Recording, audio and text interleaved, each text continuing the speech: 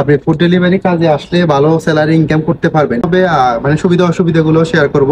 এত কষ্ট করে ভাই খাবার গুলা নিয়ে গেছিলাম, নিয়ে গিয়ে দিয়েছি, দিয়ে আসার পরে তারা আমাদেরকে অ্যাডজাস্টমেন্ট দিচ্ছে। আসসালামু আলাইকুম ওয়া রাহমাতুল্লাহি ওয়া বারাকাতুহু। বন্ধুরা, আশা করি সকলে ভালো আছেন এবং সুস্থ আছেন। আপনাদের দোয়া এবং ভালোবাসা আমি ভালো আছি।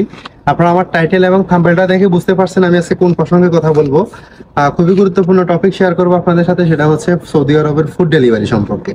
ফুড ডেলিভারি সম্পর্কে অনেকে অনেক রকম ইনফরমেশন জানতে চাচ্ছেন। আজকে যে তথ্যটা আপনাদের সাথে শেয়ার করব খুবই অথেন্টিক একটা তথ্য, খুবই উপকৃত হবেন ইনশাল্লাহ। আপনি ফুড ডেলিভারি কাজে আসলে ভালো স্যালারি ইনকাম করতে পারবেন, এই জিনিসটা আমি আপনাদের সাথে শেয়ার করব। আর কি কি অসুবিধা ফেস করতে হবে, মানে সুবিধা অসুবিধা গুলো শেয়ার করব। এই যে আপনারা আমার সাথে দেখতে পাচ্ছেন, এখানে অনেকগুলা ফুড ডেলিভারি যারা যে রাইডার ভাইয়েরা আছে, মানে আমি নিজে ফুড ডেলিভারি করি। এই যে আমার গায়ে দেখতে পাচ্ছেন হাঙ্গারের টি শার্ট, এই যে ব্যাগগুলা হাঙ্গারের, প্রত্যেকটা গাড়ি দেখতে পাচ্ছেন এগুলো হচ্ছে হাঙ্গারের।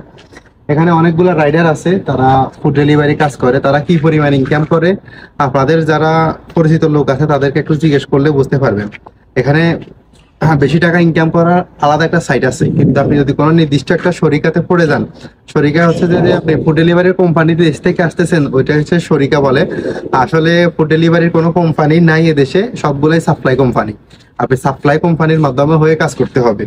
আর ফুড ডেলিভারি বর্তমান সুবিধাগুলো বলি, বর্তমানে সুবিধার চেয়ে অসুবিধাটাই বেশি।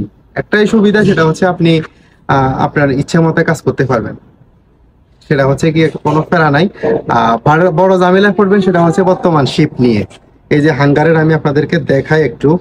এই যে হাঙ্গারের যে অ্যাপসটা দেখতে পাচ্ছেন, এই অ্যাপস এর মধ্যে অনেকগুলা জিনিস আছে। আপনাদেরকে যারা বাংলাদেশ থেকে আসার জন্য চেষ্টা করতেছেন বা আসবেন চিন্তা করতেছেন, আপনাদেরকে আপনাদের এজেন্সি বলতেছে যে কি ভাই সৌদি আরব যাবেন, গিয়ে শুধু রেস্টুরেন্ট থেকে খাবার নিবেন, খাবার নিয়ে মানুষের বাসায় বাসায় গিয়ে দিয়ে আসবেন, এটাই কাজ।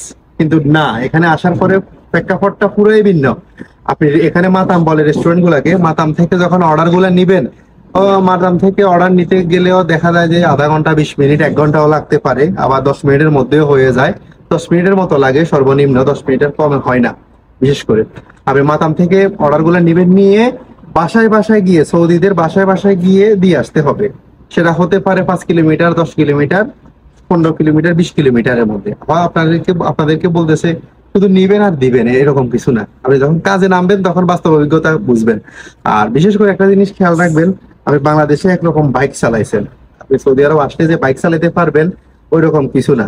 আমি বাংলাদেশে 33 জেলায় ঘোরার আমার অভিজ্ঞতা আছে, হাইওয়েতে রাইড করার অভিজ্ঞতা আছে, কিন্তু এখানে এসেও আমার বাইক চালাতে ভাই ভয় লাগে।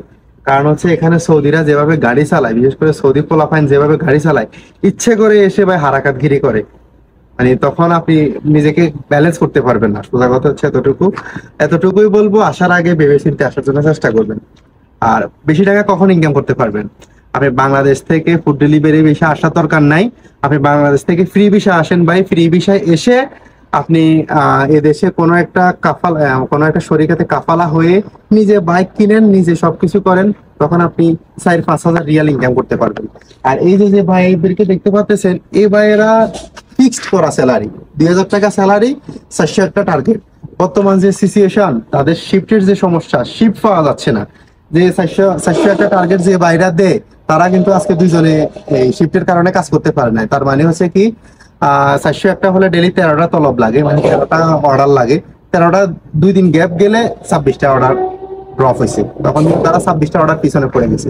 এই 26টা পূরণ করতে কি পরিমাণ ফেরা নেওয়া লাগে, যারা করতেছে তারা জানে।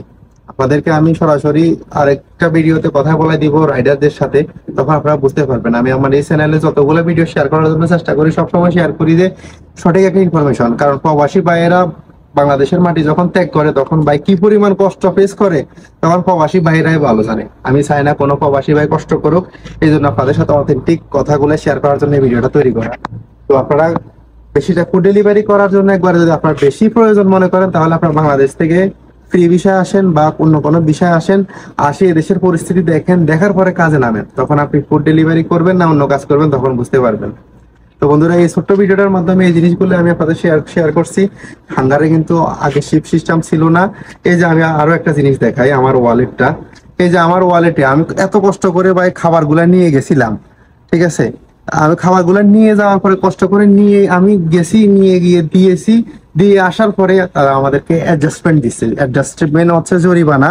এই যে 70 রিয়াল, 15 রিয়াল, 30 রিয়াল, 115 রিয়াল আমাকে জরিমানা করে দিছে একই ডেটে, 18 আগস্টে, একই ডেটে। এটা আসলে মেনে নেওয়ার মতো না।